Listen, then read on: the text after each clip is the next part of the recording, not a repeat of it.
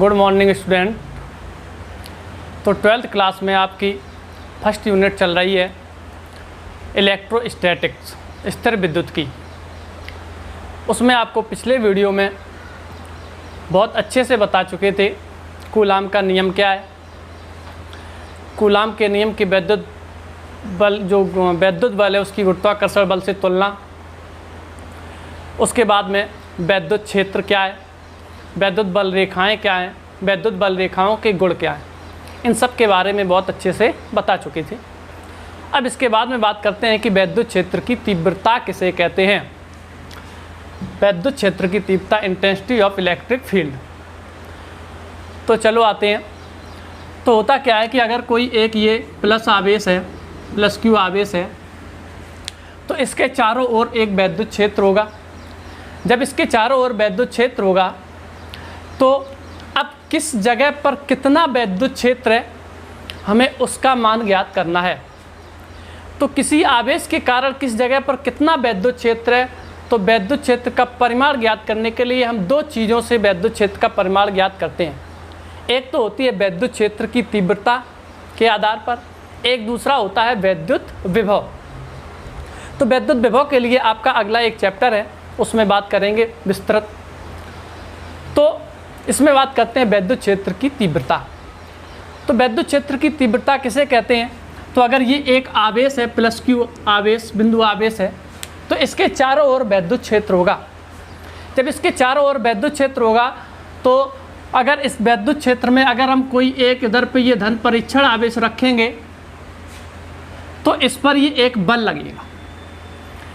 ये आवेश है, इस परीक्षण आवेश पर बल लगाएगा। अब बात करते हैं, सबसे पहले परीक्षण आवेश बता दें, उसके बाद आगे बात करेंगे। परीक्षण आवेश टेस्ट चार्ज क्या होता है। जो परीक्षण आवेश है, धन परीक्षण आवेश, पॉजिटिव जो टेस्ट चार्ज है Q0 से इसे प्रदर्शित करते हैं। यह एक ऐसा काल्पनिक और अत्यंत छोटा आवेश है जिसका अपना कोई विद्युत क्षेत्र नहीं होता है, लेकिन किसी दूसरे विद्युत क्षेत्र में जाने पर विद्युत बल का अनुभव अवश्य करता है। इसे कहते हैं हम परीक्षण आवेश। तो अब जब हम ये प्लस क्यू आवेश है, इसके विद्युत क्षेत्र में हम इस परीक्षण आवेश को रख देंगे तो इस पर बल लगेगा। तो प्लस Q0 परीक्षण आवेश पर लगने वाला जो बल है वो आपका F है। तो एकांक धन परीक्षण आवेश पर लगने वाला विद्युत बल कितना होगा, तो एकांक धन परीक्षण आवेश पर लगने वाला जो विद्युत बल होगा वो होगा F/Q0। इसी को बोलते हैं उस बिंदु पर विद्युत क्षेत्र की तीव्रता। तो किसी भी बिंदु पर विद्युत क्षेत्र की तीव्रता की परिभाषा क्या बन जाएगी कि किसी विद्युत क्षेत्र में रखे, इस आवेश के विद्युत क्षेत्र में रखा है, किसी विद्युत क्षेत्र में रखे एकांक धन परीक्षण आवेश पर लगने वाले विद्युत बल को उस बिंदु पर विद्युत क्षेत्र की तीव्रता कहते हैं। अब बात करते हैं कि इसे किससे प्रदर्शित किया जाता है। तो विद्युत क्षेत्र की तीव्रता को हम कैपिटल E से प्रदर्शित करते हैं। तो E इज इक्वल होता है फॉर्मूला F/Q0। अब विद्युत क्षेत्र की जो तीव्रता है वो कैसी राशि है, तो विद्युत बल है वो सदिश राशि है, विद्युत आवेश है ये अदिश राशि है। इन दोनों का अनुपात ही है ये विद्युत क्षेत्र की तीव्रता।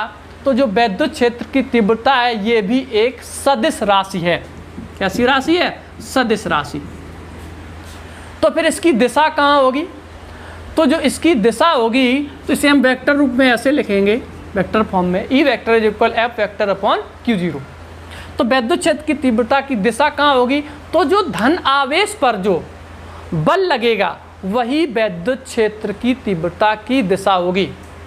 तो विद्युत क्षेत्र की तीव्रता की दिशा धन आवेश पर लगने वाले बल की दिशा में होती है। तो हम जहाँ भी हमें विद्युत क्षेत्र की तीव्रता की दिशा ज्ञात करनी हो वहाँ पर हम धन परीक्षण आवेश छोड़ दें। धन परीक्षण आवेश पर जिस दिशा में बल लगेगा उसी दिशा में वो भागेगा, तो वही विद्युत क्षेत्र की तीव्रता की दिशा होगी। अब इसके बाद में इसका मात्रक की बात करते हैं। तो इसका जो मात्रक होगा, तो F का जो मात्रक होगा वो होगा न्यूटन और Q0 का होगा कूलाम। तो इसका जो मात्रक होता है वो हो जाता है आपका न्यूटन प्रति कूलाम।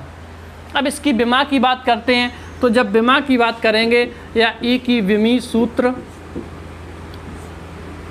ई का विमीय सूत्र, तो ई का जो विमीय सूत्र होगा वो बल का हो जाएगा mLt-2 और कूलाम आवेश है तो इसकी AT। इसे सॉल्व करेंगे तो mLt⁻³ बस ये होती है आपकी वैद्युत क्षेत्र की तीव्रता की विमा। अब इसके बाद में बात करते हैं कि देखो जब कोई भी वैद्युत आवेश होगा तो अब हम अलग अलग आवेश या आवेश समुदाय के कारण वैद्युत क्षेत्र निकालेंगे। तो हम सबसे पहले अब बात करते हैं किसी बिंदु आवेश के कारण वैद्युत क्षेत्र की तीव्रता। तो अब हम बात करेंगे किसी बिंदु आवेश के कारण वैद्युत क्षेत्र की तीव्रता।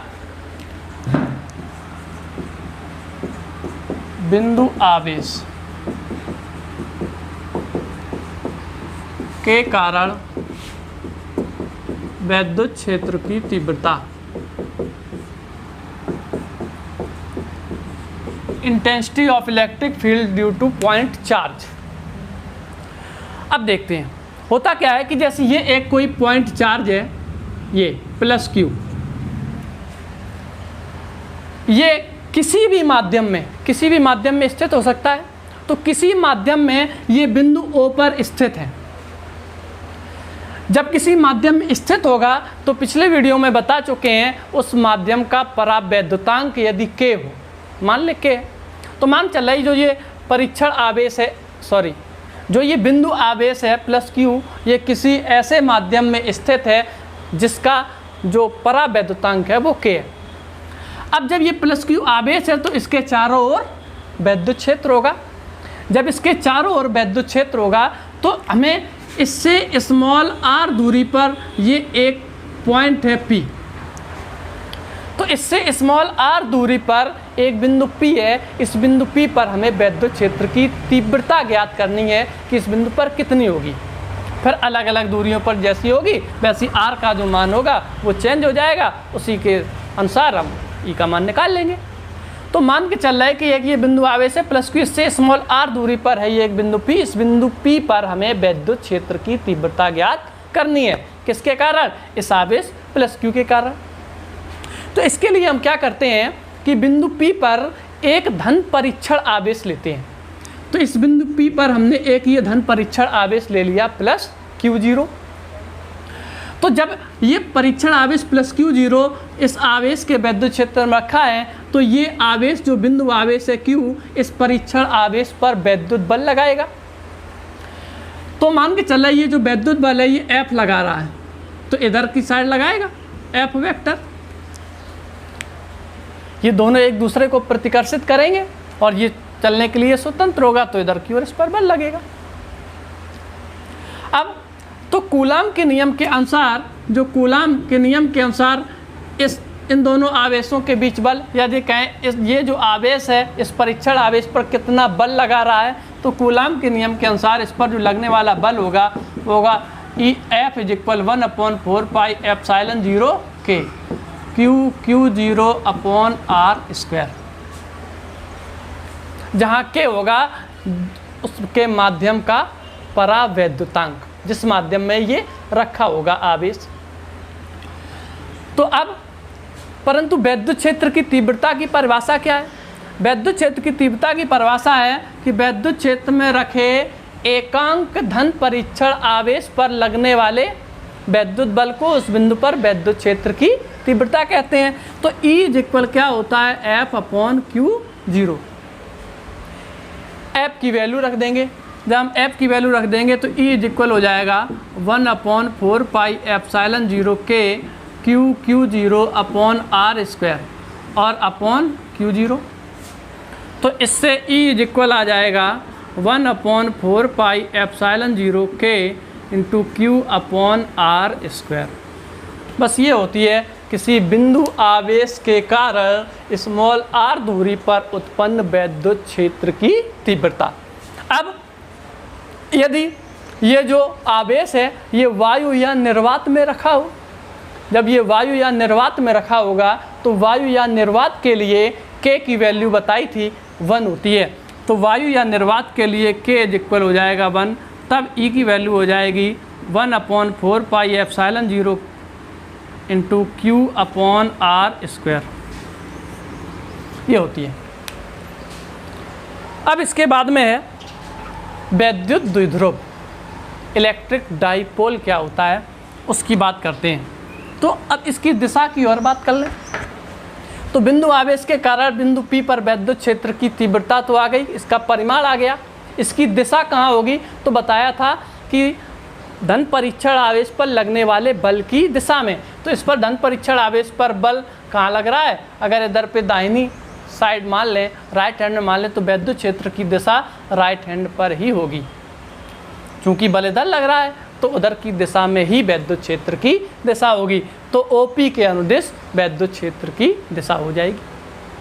अब बात करते हैं हम वैद्युत द्विध्रुव की, इलेक्ट्रिक डाइपोल किसे कहते हैं।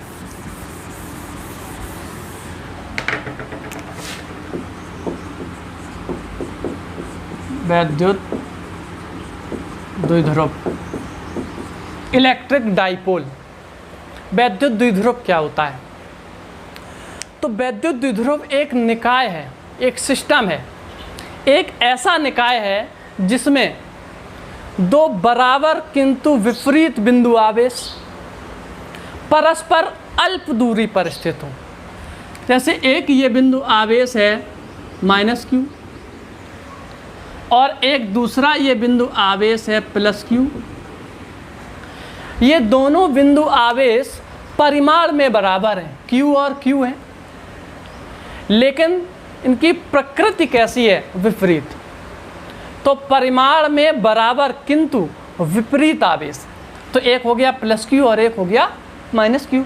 ये दोनों परस्पर अल्प दूरी पर स्थित हों। इनकी जो बीच की दूरी है, जो अल्प बीच की दूरी है, ये कितनी होगी? ये बहुत कम होगी, अल्प होगी।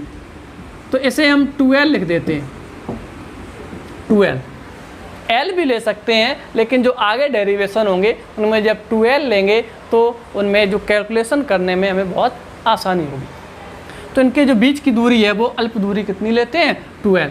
तो ये कहलाता है, ये निकाय कहलाता है आपका वैद्युत द्विध्रुव।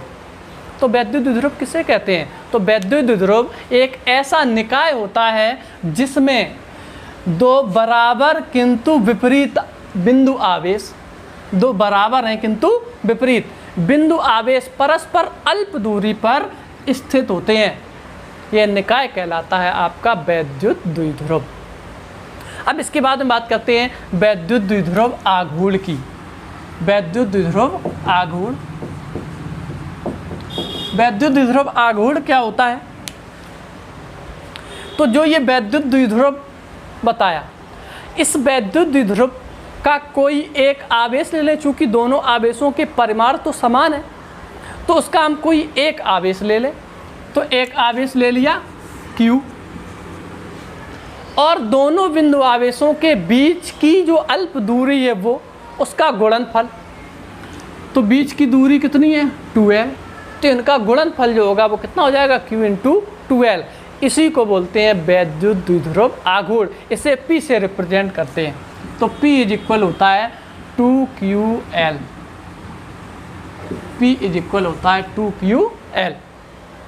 अब बात करते हैं यह कैसी राशि है।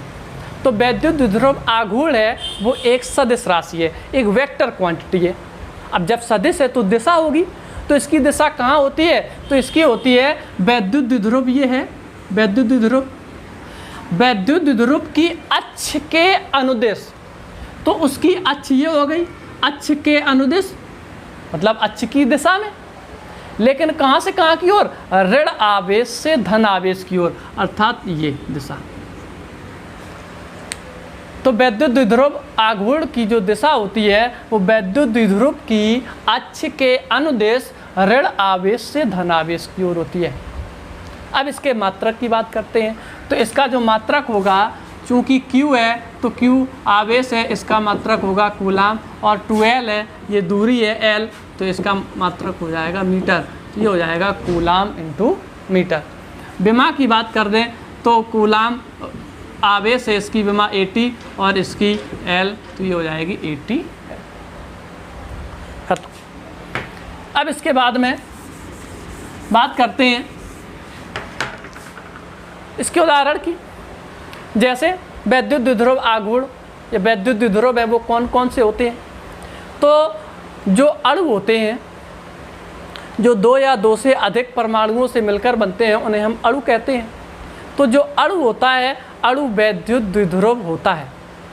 जैसे जो HCl है, HCl है, HBr है, H2O है, ये जो अणु हैं ये वैद्युत द्विध्रुव है, क्योंकि इनमें जो इनका जो धन आवेश होता है अर्थात नाभिक, और जो ऋण आवेश होते हैं, वो किसी भी अणु में एक धन आवेश और ऋण आवेश, इनके जो केंद्र होते हैं ये परस्पर अल्प दूरी पर होते हैं। हालांकि पूरा जो अणु होता है वो उदासीन होता है, लेकिन इनके जो केंद्र होते हैं, धन आवेशों का केंद्र और ऋण आवेशों का केंद्र, इनके बीच में बहुत अल्प दूरी होती है, इसलिए ये जो अणु होते हैं ये वैद्युत द्विध्रुव होते हैं। लेकिन परमाणु जो होता है वो वैद्युत द्विध्रुव नहीं होता है। परमाणु वैद्युत द्विध्रुव क्यों नहीं होता है? क्योंकि परमाणु में हमने बताया था कि परमाणु के भीतर का एक सबसे छोटा भाग होता है जिसे हम नाभिक कहते हैं। नाभिक में न्यूट्रॉन और प्रोटॉन रहते हैं। तो नाभिक में समस्त धनावेश होता है और इलेक्ट्रॉन इसके चारों ओर विभिन्न कक्षाओं में चक्कर लगाते रहते हैं। तो इनमें धनावेशों का केंद्र और ऋणावेशों का केंद्र, ये दोनों परस्पर संपाती होती हैं। और जबकि वैद्युत द्विध्रुव की परिभाषा क्या होती है कि 2 बराबर किंतु विपरीत बिंदु आवेश परस्पर अल्प दूरी पर स्थित होते हैं। लेकिन इसमें जो परमाणु होता है उसमें ये दोनों परस्पर संपाती होती हैं, इसलिए परमाणु जो होता है वो वैद्युत द्विध्रुव नहीं होता है। परंतु कब होता है वैद्युत द्विध्रुव परमाणु? अगर उसी परमाणु को हम किसी वैद्युत क्षेत्र में रख दें। जब हम वैद्युत क्षेत्र, जैसे ये एक वैद्युत क्षेत्र है ई वेक्टर, और इसमें अगर हम किसी परमाणु को रख देते हैं तो इसके जो केंद्र है, धन आवेशों का केंद्र और ऋण आवेशों का केंद्र, ये विस्थापित हो जाते हैं हल्के से, तब परमाणु वैद्युत द्विध्रुव बन जाता है। तो वैद्युत क्षेत्र में रखने पर परमाणु वैद्युत द्विध्रुव बन जाता है, वैसे परमाणु वैद्युत द्विध्रुव नहीं होता है। ठीक है, अब बात करते हैं, ये तो हो गया आपका वैद्युत द्विध्रुव। अब जब वैद्युत द्विध्रुव हो गया तो वैद्युत द्विध्रुव के कारण भी तो चारों ओर क्षेत्र होगा, वैद्युत क्षेत्र। तो वैद्युत क्षेत्र को हम कैसे ज्ञात करते हैं? वैद्युत क्षेत्र की तीव्रता के परिमाण से। तो अब हम ज्ञात करते हैं कि जो वैद्युत क्षेत्र की तीव्रता है वो वैद्युत द्विध्रुव के कारण कितनी होगी। तो वैद्युत द्विध्रुव के कारण जो वैद्युत क्षेत्र की तीव्रता है उसकी 3 स्थितियां हैं। 3 स्थितियां कौन कौन सी हैं? पहली होती है आपकी अक्षीय या अनुदैर्ध्य स्थिति, अनुदैर्ध्य स्थिति में। दूसरी आपकी होती है निरक्षीय या अनुप्रस्थ स्थिति, अनुप्रस्थ स्थिति। और जो तीसरी होती है किसी भी बिंदु पर, किसी भी बिंदु पर। ये आपकी 3 स्थितियां हैं। जब एक वैद्युत द्विध्रुव होगा तो उसके चारों ओर वैद्युत क्षेत्र होगा। तो चारों ओर वैद्युत क्षेत्र होगा तो हम 3 स्थितियों में उसकी वैद्युत क्षेत्र निकालेंगे तो हर एक तरीके से निकल आएगा वैद्युत क्षेत्र। एक तो उसकी अक्षीय स्थिति में, निरक्षीय स्थिति में और किसी भी स्थिति में। तो चलिए अब बात करते हैं सबसे पहले उसकी अक्षीय स्थिति की। अक्षीय या अनुदैर्ध्य स्थिति। अक्षीय या अनुदैर्ध्य स्थिति बहुत अच्छे से समझते हैं, बहुत अच्छा डेरिवेशन है और इम्पोर्टेंट डेरिवेशन है। तो देखो, ये एक आपका वैद्युत द्विध्रुव है। AB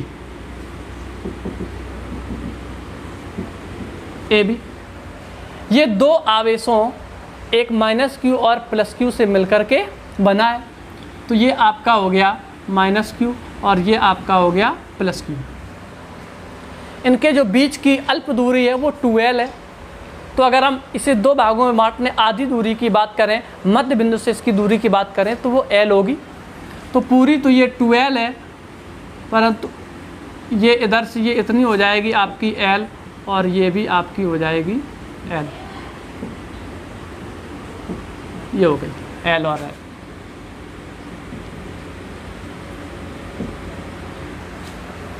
तो वैद्युत ध्रुव का ये हो गया मध्य बिंदु O। अब ये एक वैद्युत ध्रुव है AB, जो कौन कौन से दो आवेशों से मिलकर के बना है, एक -q आवेश और एक +q आवेश। दोनों बिंदु आवेशों के जो बीच की अल्प दूरी है वो कितनी है, वो 2l है। तो मान के चल रहे किसी ऐसे माध्यम में स्थित है जिसका परावैद्युतांक k है। तो अब जब ये वैद्युत ध्रुव होगा तो इसके चारों ओर क्या होगा, वैद्युत क्षेत्र। तो हमें उसकी पहली कंडीशन में वैद्युत क्षेत्र की तीव्रता निकालनी है। वो कौन सी कंडीशन है, तो इसके कारण अक्षीय मतलब इसकी अक्ष के अनुदिश किसी भी स्थिति में, तो इसकी अक्ष तो ये रही, तो हम इसकी अक्ष के अनुदिश इसके मध्य बिंदु से मान के चल रहे कि एक बिंदु स्मॉल r दूरी पर एक बिंदु P है, इसके मध्य बिंदु O से। इस बिंदु पर P पर हमें वैद्युत क्षेत्र की तीव्रता ज्ञात करनी है। तो इसके लिए हम क्या करते हैं, तो जो बिंदु P है, तो मान के चल रहा है बिंदु P पर हम क्या करेंगे, दोनों बिंदु आवेशों के कारण अलग अलग वैद्युत क्षेत्र की तीव्रता निकाल लेंगे, फिर उसे उसकी दिशाएं देखेंगे, उसके बाद सॉल्व कर लेंगे, देखते हैं क्या होता है। तो इसके लिए तो इसकी मध्य बिंदु वैद्युत ध्रुव के मध्य बिंदु O से स्मॉल r दूरी पर ये हो गया बिंदु P। इस बिंदु P पर हमें वैद्युत क्षेत्र की तीव्रता ज्ञात करनी है। तो मान के चल रहे कि जो ये +q है, +q के कारण बिंदु P पर, ये +q एक बिंदु आवेश है, तो +q के कारण बिंदु P पर वैद्युत क्षेत्र की जो तीव्रता है वो E1 है। तो E1 है, तो इसकी दिशा कैसे ज्ञात करेंगे, तो दिशा ज्ञात करने के लिए बताया था कि जिस बिंदु पर हमें वैद्युत क्षेत्र की तीव्रता की दिशा ज्ञात करनी हो, उस बिंदु पर हम धन परीक्षण आवेश स्वतंत्र छोड़ देंगे। तो जब धन परीक्षण आवेश छोड़ देंगे, उस पर जिस दिशा में बल लगेगा वही वैद्युत क्षेत्र की तीव्रता की दिशा होगी। तो अगर हम इधर पे धन परीक्षण आवेश छोड़ दें तो ये धन परीक्षण आवेश इस +q के कारण उधर की ओर जाएगा, क्योंकि +q एक दूसरे को प्रतिकर्षित करेंगे, तो ये उस पर उधर की ओर बल लगाएगा। तो उधर की ओर जब बल लगाएगा तो इसके कारण वैद्युत क्षेत्र की तीव्रता दाहिनी साइड में हो जाएगी, अर्थात इधर पे ये हो जाएगी E1 वेक्टर की दिशा। कौन सी दिशा, BP दिशा, B से P की ओर। इसी तरीके से मान के चल रहे कि -q आवेश के कारण बिंदु P पर जो वैद्युत क्षेत्र की तीव्रता है वो E2 है। जब E2 है तो इसकी दिशा, फिर इधर पे हम धन परीक्षण आवेश छोड़ देंगे, तो ये -q के कारण और ये इधर प्लस होगा, तो प्लस को अपनी ओर आकर्षित करेगा। क्योंकि ये स्वतंत्र चलने के लिए, तो ये धन परीक्षण आवेश इधर की ओर आएगा। तो ये आपकी जो दिशा होगी ये हो जाएगी आपकी E2 की दिशा। क्लियर। अब बात करते हैं दूरियों की। अच्छा, ये मध्य बिंदु O से P तक की दूरी r है, ये इतनी l है, तो जो BP दूरी होगी वो r - l होगी। ये कितनी हो जाएगी आपकी, r - l। और जो AP दूरी होगी वो हो जाएगी आपकी r + l।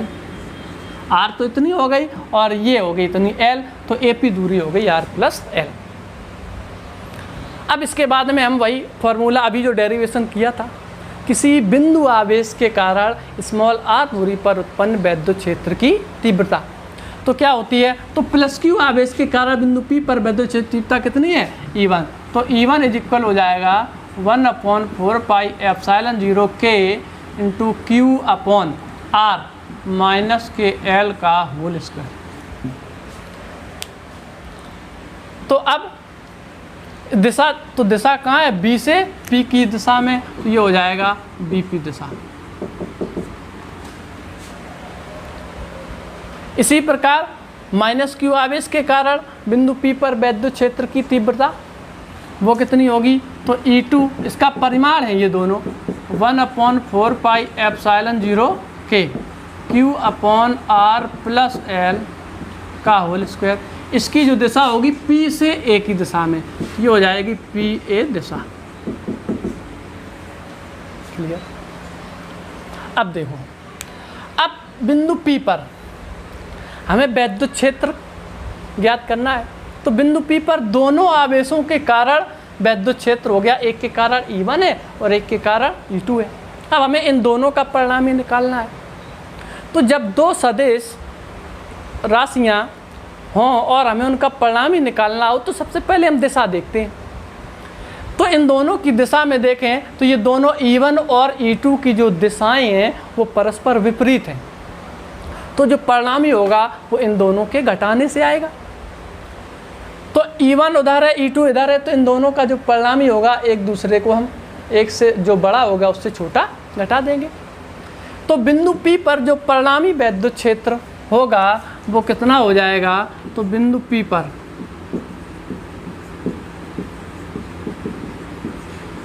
परिणामी वैद्युत क्षेत्र की तीव्रता वो E इक्वल हो जाएगा E1 माइनस E2, क्योंकि ध्यान से देखो E1 और E2 में E1 बड़ा है और E2 छोटा है, क्योंकि इसके जो डिनोमिनेटर है, डिनोमिनेटर जो है हर है, इसमें ये छोटा है, इसका जो हर है डिनोमिनेटर है वो बड़ा है, तो ये बड़ा हो जाएगा और ये छोटा हो जाएगा।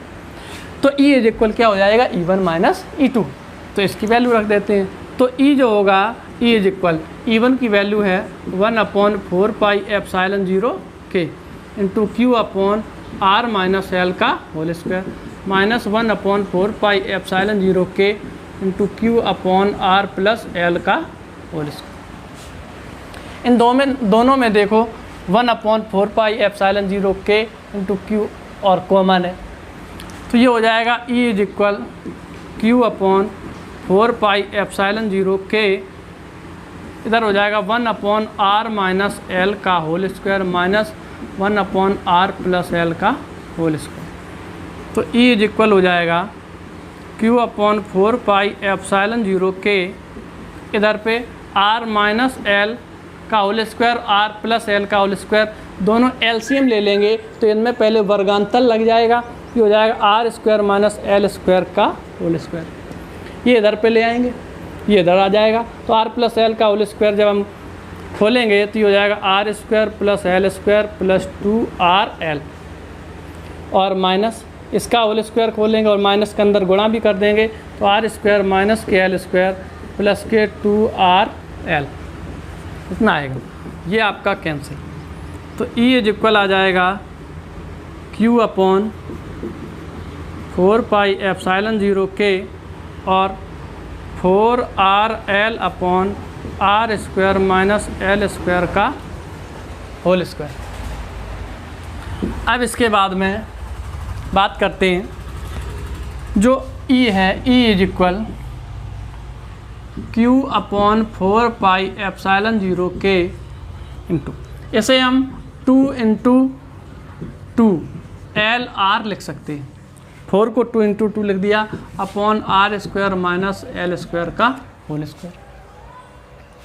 अब देखो जो 2L और Q, तो ये हो जाएगा 2QL, और 2QL अभी बता चुके हैं वैद्युत द्विध्रुव आघूर्ण होता है, इसे P से प्रदर्शित करते हैं। तो E इक्वल हो जाएगा 1/4 पाई एप्सिलॉन 0 K इंटू 2 और PR upon R square minus के L स्क्वायर का होल स्क्वायर, क्योंकि इधर पे जो P है, P इक्वल क्या होता है 2QL।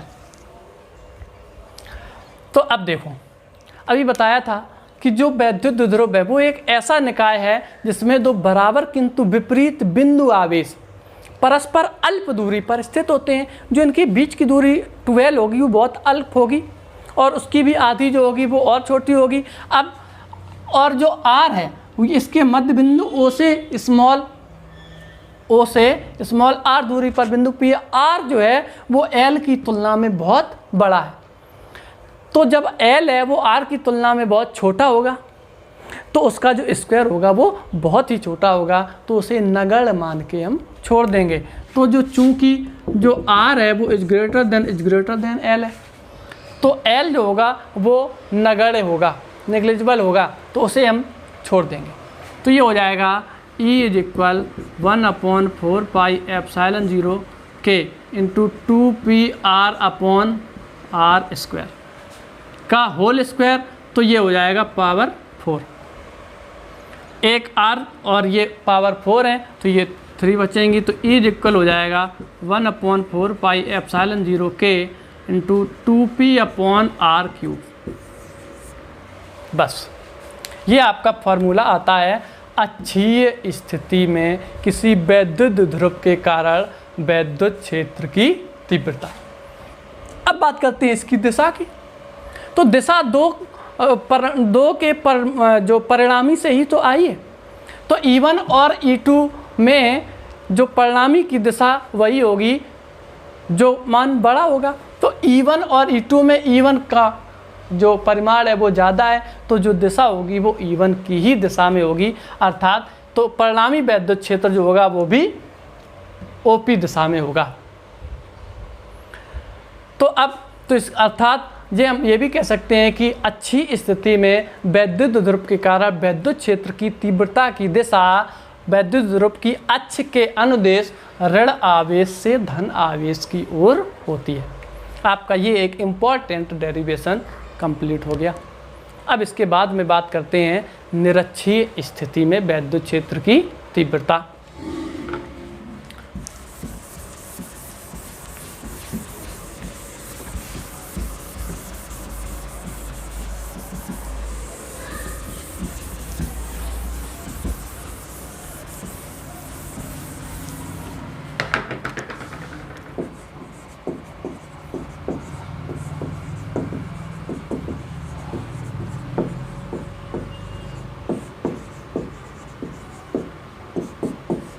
निरक्षीय या अनुप्रस्थ स्थिति में वैद्युत क्षेत्र की तीव्रता, इसके लिए क्या करते हैं, तो इसकी अनुप्रस्थ स्थिति मतलब इसकी अक्ष के लंबवत स्थिति में। तो देखो, तो एक ये हो गया आपका वैद्युत द्विध्रुव,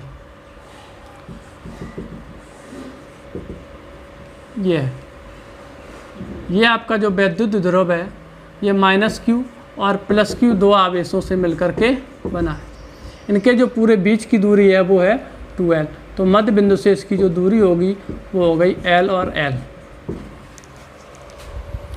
ये है आपका एक वैद्युत ध्रुव AB जो आवेश -q व +q से मिलकर के बना है। इनके जो बीच की अल्प दूरी है वो 2l है।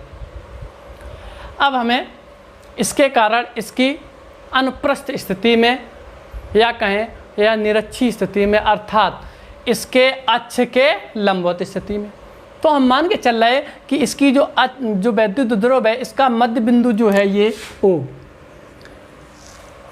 इसकी लंबवत स्थिति में या ये कहें इसकी लंबार्धक रेखा पर AB का जो लंब अर्धक,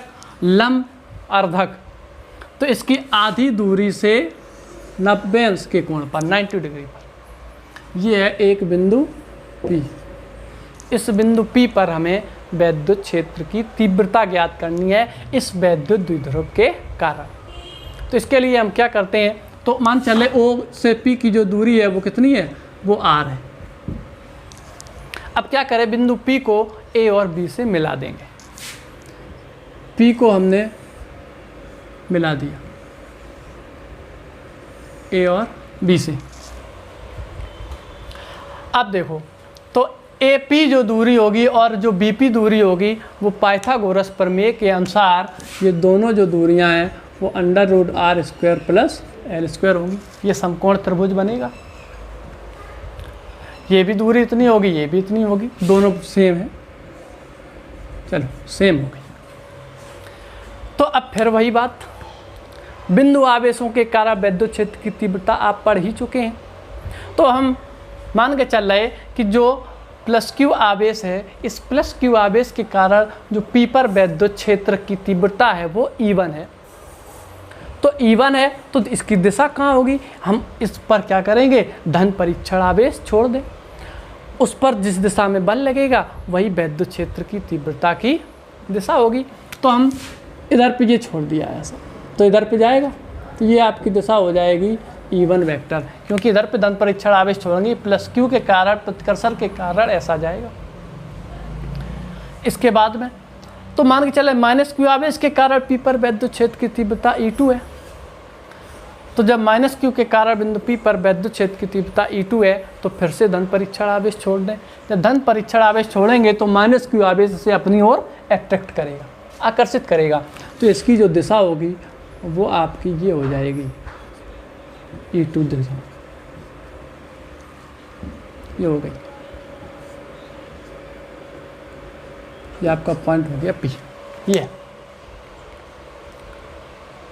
अब इसके बाद में जो अब हमें निकालना है बिंदु P पर परिणामी वैद्युत क्षेत्र की तीव्रता।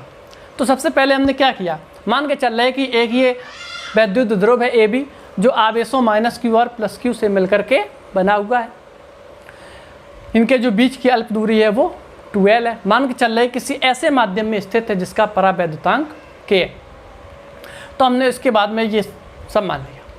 तो अब देखो E1 और E2 इनकी जो दिशाएं हैं हम ये अलग अलग हैं, तो इनको हम एक ही दिशा में हम इनका परिणामी ज्ञात कर लेंगे। तो इनका जो परिणामी है वो E वेक्टर वो इस दिशा में होगा, निकाल लें। तो ये एक जो छोटा सा जो चित्र है ये हम अलग से बना दे रहे फिगर।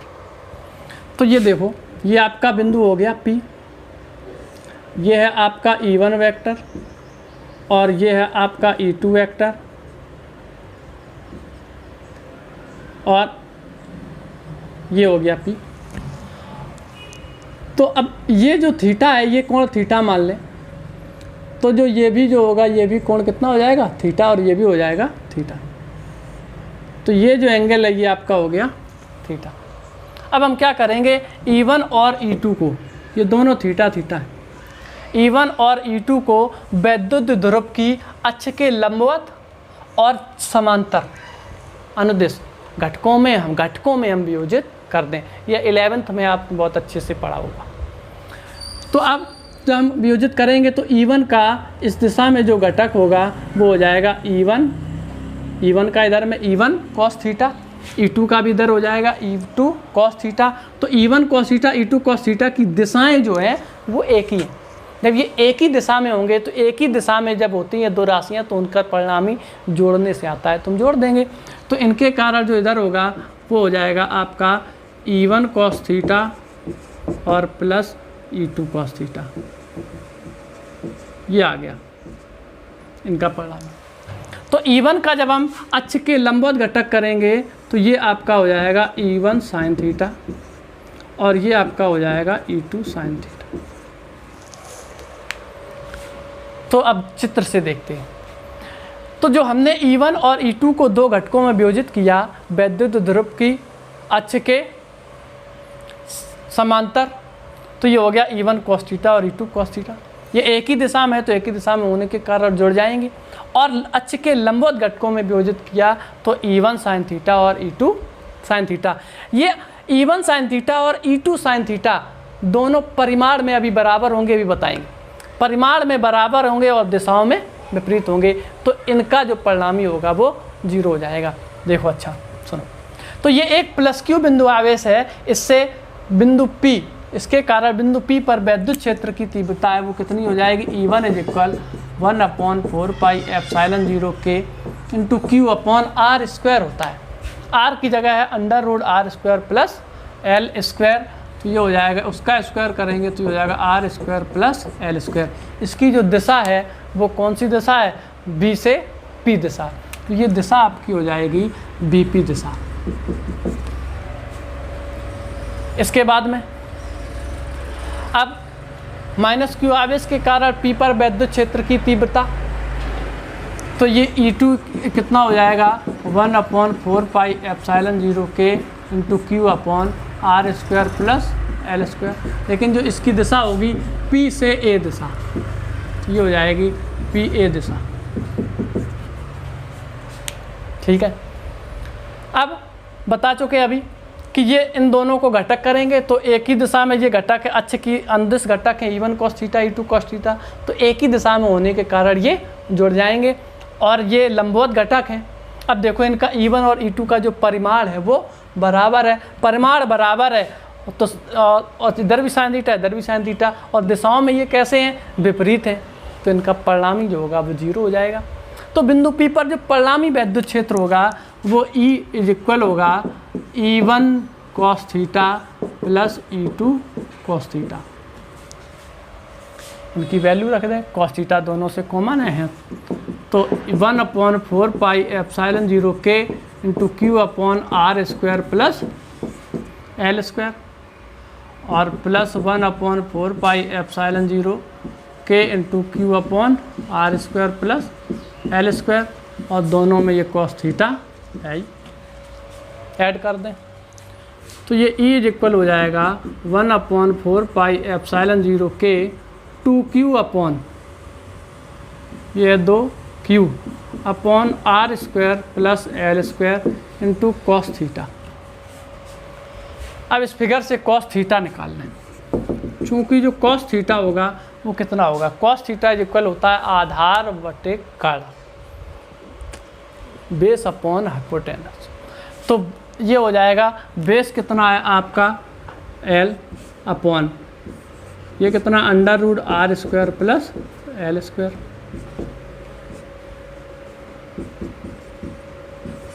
ये रख दें हम, तो E इक्वल हो जाएगा 1/4 pi epsilon 0 K into 2Q upon R square plus L square, और ये हो जाएगा L upon under root R square plus L square. तो इसे जब हम और कर देंगे तो E इक्वल हो जाएगा 1/4 पाई एप्सिलॉन 0 के 2QL, और 2QL बता चुके हैं कि चूँकि जो 2QL होता है वो वैद्युत द्विध्रुव आघूर्ण होता है, तो इसे हम लिख देंगे P अपॉन ये R square plus L square की पावर 1 है, और ये R square plus L square की पावर 1/2 है।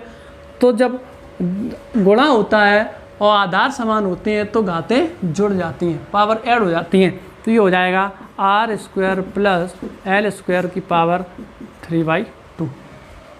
अब फिर वही बात कि जो आपका R है वो L की तुलना में बहुत बड़ा है, तो इसका जो स्क्वायर होगा वो और भी बड़ा होगा, तो L स्क्वायर की तुलना में, तो L स्क्वायर को नगण्य मान के हम छोड़ देंगे।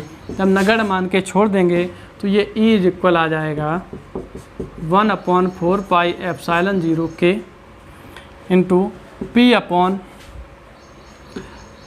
R की पावर 3, बस ये आ गया। तो अब जो वैद्युत क्षेत्र की तीव्रता निरक्षीय स्थिति में वैद्युत द्विध्रुव के कारण, तो वैद्युत द्विध्रुव के कारण निरक्षीय स्थिति में जो वैद्युत क्षेत्र की तीव्रता का सूत्र आता है वो ये है E equal 1/4 pi epsilon 0 P upon K into P upon R3।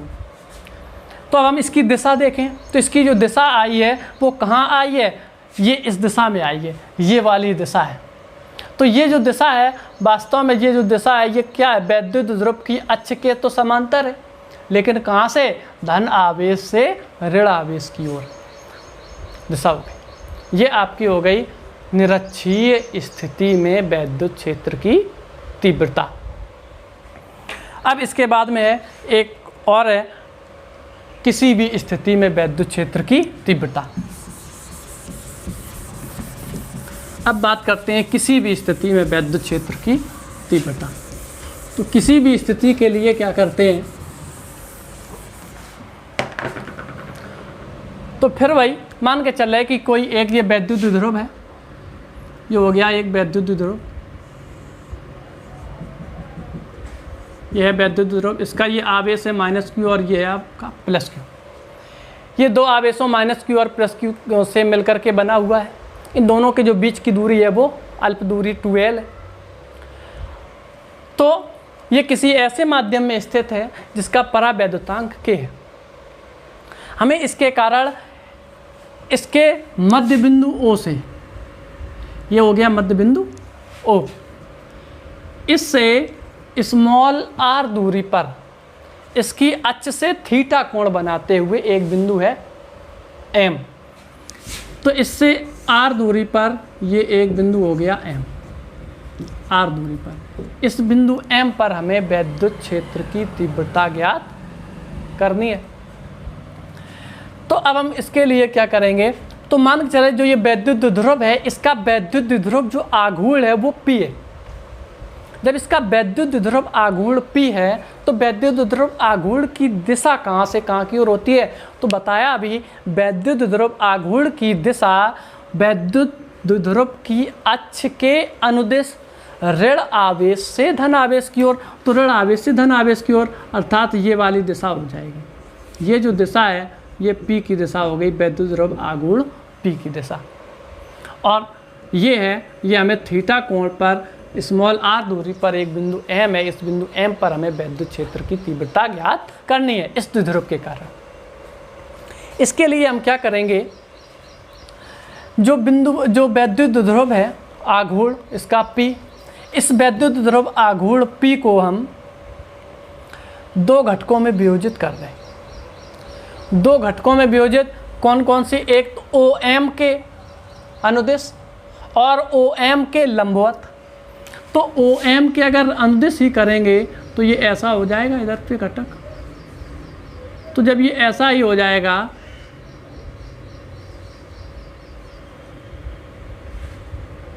इधर की ओर जो घटक होगा ये हो जाएगा आपका P cos थीटा। 11th में आपने घटक बहुत अच्छे से पढ़े होंगे। जो P है, P की दिशा इधर पे है, P का इधर थीटा कोण बना रहा है, तो इधर की ओर जो घटक होगा कंपोनेंट होगा वो कितना हो जाएगा, P cos थीटा। ये 11th की बात है घटक करना। अब इसके लंबवत, तो ये जब ऐसा है तो इसकी जो लंबवत कंडीशन होगी वो ऐसी तो होगी। जब इसकी लंबवत कंडीशन ऐसी होगी तो ये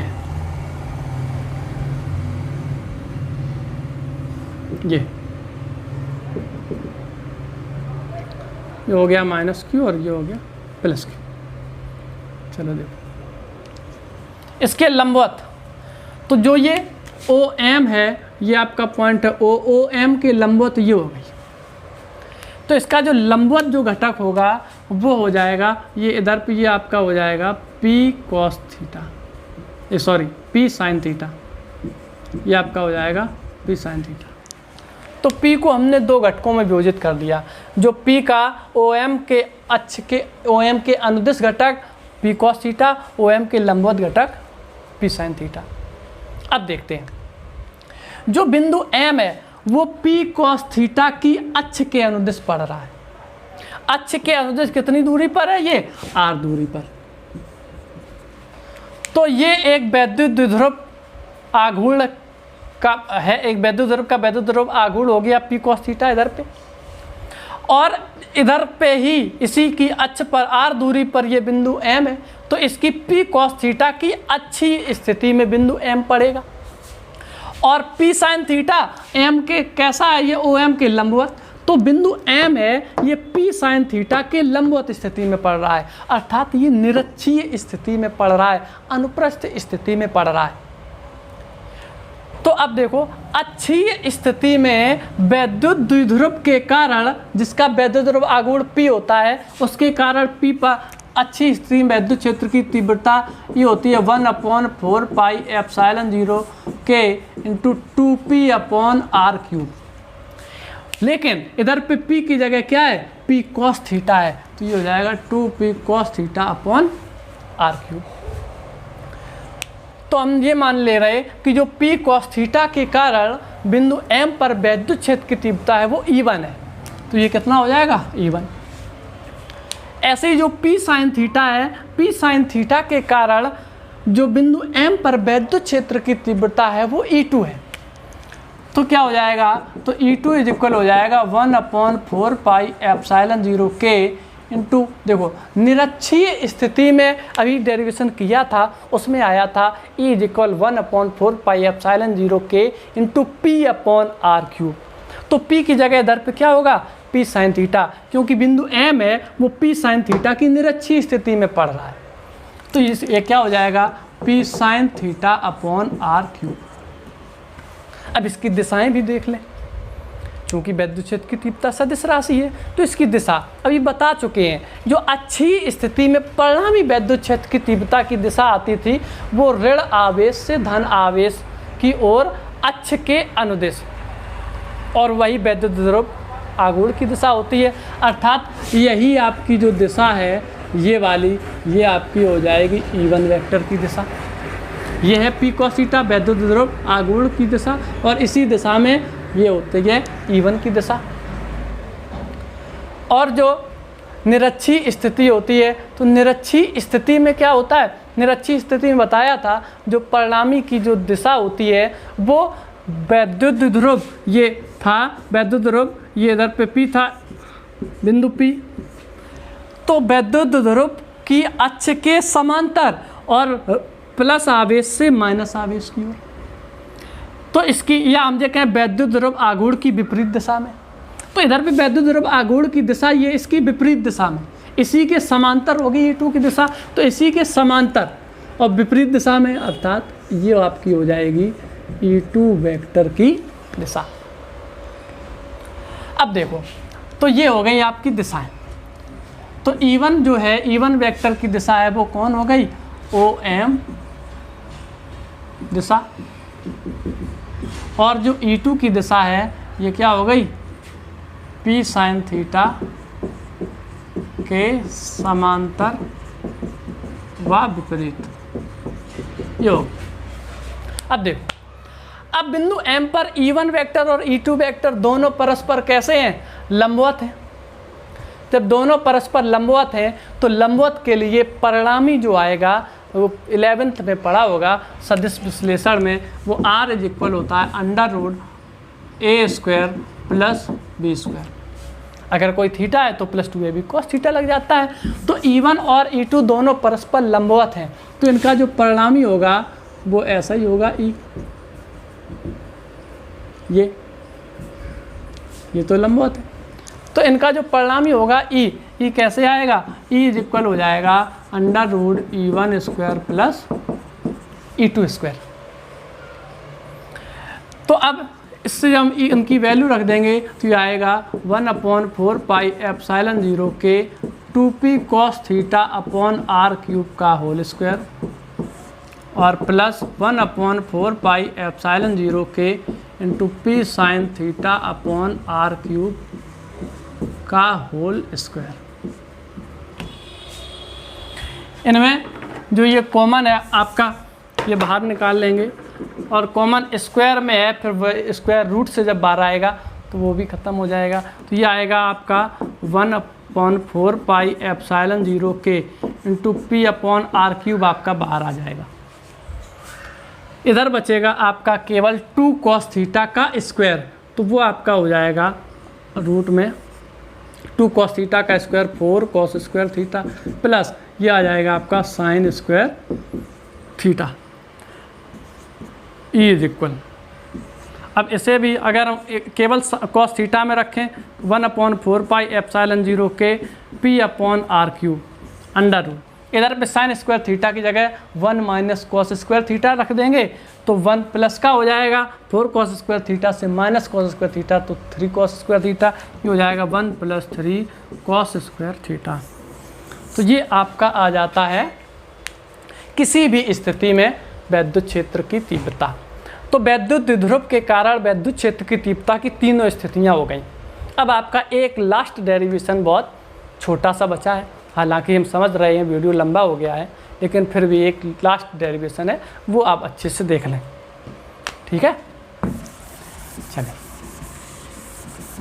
तो अब आपका है एक समान वैद्युत क्षेत्र में स्थित वैद्युत द्विध्रुव पर लगने वाला बलयुग्म का आघूर्ण। तो ये एक समान वैद्युत क्षेत्र को हम वैद्युत बल रेखाओं से प्रदर्शित करते हैं। तो ये एक समान वैद्युत क्षेत्र है कैपिटल ई वेक्टर। इसमें जब हम किसी भी वैद्युत द्विध्रुव को, ये जैसे एक वैद्युत द्विध्रुव है, इस वैद्युत द्विध्रुव को जब हम रखते हैं तो वैद्युत द्विध्रुव पर ये वैद्युत क्षेत्र एक बल युग्म लगाता है, एक इधर पे बल लगेगा, एक इधर पे बल लगेगा, ये दोनों इसे इस तरीके से बल लगाते हैं कि इस द्विध्रुव को वैद्युत क्षेत्र की दिशा में संरेखित करने का प्रयत्न करते हैं। इसे हम बोलते हैं प्रत्यानयन बल युग्म। तो अब हमें ये कितना बलयुग्म का आघूर्ण लगाएगा वो पता करना है। तो मान चले एक समान वैद्युत क्षेत्र में कोई एक ये प्लस क्यू जो वैद्युत द्विध्रुव रखा हुआ है, जो माइनस क्यू और प्लस क्यू आवेशों से मिलकर के बना हुआ है, जिनके बीच की अल्प दूरी है 2l। तो अब ये रख देंगे। तो जब ये रख देंगे तो हमेशा याद रखो प्लस आवेश पर बल हमेशा वैद्युत क्षेत्र की दिशा में लगता है और माइनस क्यू आवेश पर बल हमेशा वैद्युत क्षेत्र की विपरीत दिशा में लगता है। तो इस आवेश दोनों समान है, वैद्युत क्षेत्र भी E है, तो प्लस क्यू और माइनस क्यू दोनों पर जो बल होंगे वो कितना हो जाएगा, QE ही लगेंगे। तो ये प्लस क्यू आवेश पर बल इधर लग रहा है, माइनस क्यू आवेश पर बल इधर लग रहा है, तो दोनों बल बराबर है परिमाण में और दिशाएं विपरीत हैं और समांतर भी हैं। तो ये एक बलयुग्म का निर्माण करते हैं। तो जो बलयुग्म का निर्माण करेंगे ये इस वैद्युत ध्रुव को संरेखित करने का प्रयास करेगा वैद्युत क्षेत्र की दिशा में। तो उस पर कितना बलयुग्म का आघूर्ण लगेगा, तो बलयुग्म का जो आघूर्ण होगा टो इज इक्वल होता है एक बल गुणे दोनों बलों की क्रिया रेखा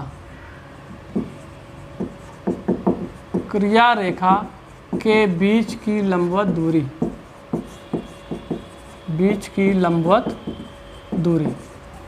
तो टो इज इक्वल जो बल है वो कितना है आपका QE, दोनों बलों के बीच की क्रिया रेखा की लंबवत दूरी, क्रिया रेखा के बीच की लंबवत दूरी। तो ये बल की क्रिया रेखा ये इधर है, इसकी इधर है, इन दोनों के बीच की जो लंबवत दूरी है वो ये होगी। तो ये आपकी, ये अगर थीटा मान ले, ये पूरी आपकी 2l है, तो ये आपकी हो जाएगी 2l sin थीटा। तो ये हो जाएगी 2l sin थीटा। चूँकि तो आपको पता है P इज इक्वल होता है 2QL, तो टो इज इक्वल हो जाएगा PE sin थीटा। ये है। तो एक समान वैद्युत क्षेत्र में स्थित वैद्युत ध्रुव पर लगने वाला बलयुग्म का आघूर्ण।